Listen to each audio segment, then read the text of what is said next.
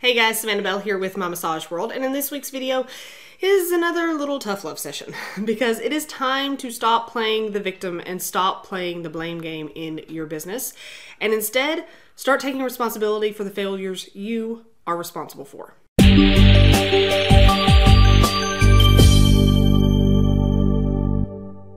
This is a tough one. It's easy, almost instinctual when you find yourself in a crappy situation to immediately jump to, if this person had done that, it would be different, or this just doesn't work, or the economy sucks, or clients aren't consistent, or running a business is too expensive, or I just got screwed over. Blame, blame, blame, blame, blame, blame, blame, blame. Blame everyone but yourself, right? And yeah, sometimes those things are absolutely true. You do everything right and crap still happens.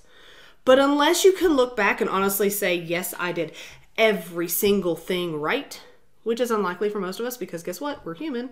Then stop trying to blame everything and everyone else for the failures you see around you. This is a negative thought process that is so easy to get into.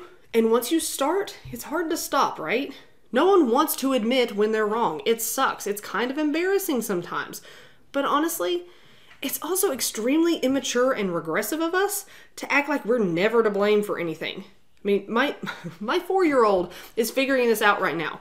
And while there's often a big hissy fit involved, will own up to her own mistakes most of the time. If a 4-year-old can do it, I think you can too.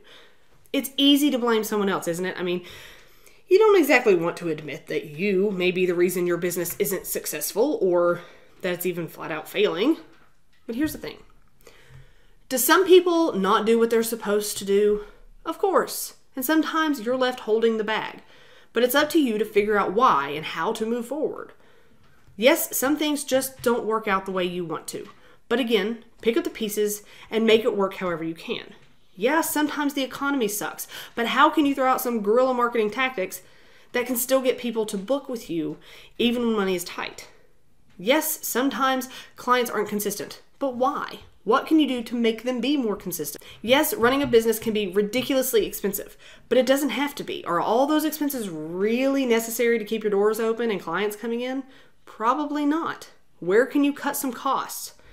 And yes, some people might screw you over, but that doesn't mean that you're destined to fail because of it. Ask anyone who succeeded if they've ever got screwed over. Yes, every single one of them. Pick yourself up and keep going.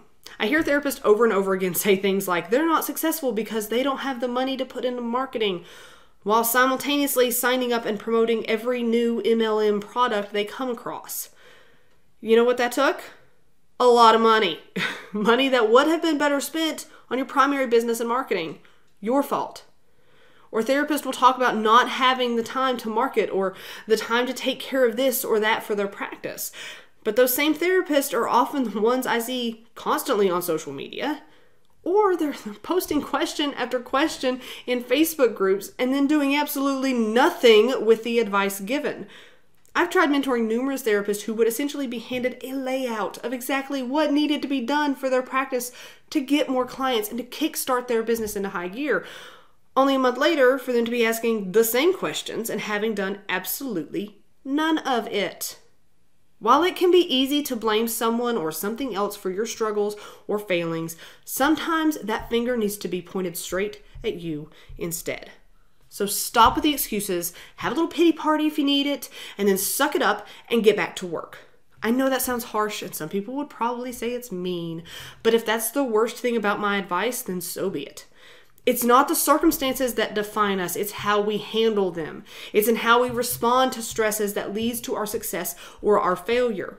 So every time you find yourself wanting to point the blame at someone or something else for anything going wrong in your business, big or small, step out of that situation and take a good hard look at the real problem. Is it really something else entirely? If so, how can you handle it to change things? If it's really you, even partially, what ways can you alter your own actions to change a situation? Because here's what it boils down to. It doesn't really matter who is at fault. What matters is what you're going to do about it. Stop blaming and start doing. For more info and tips on how to grow your massage practice, be sure to join the free My Massage World Facebook group. Thank you so much for watching today. As always, check us out at mymassageworld.com, like us on Facebook, subscribe to us on YouTube, and stay tuned for more videos. There's a new one every week.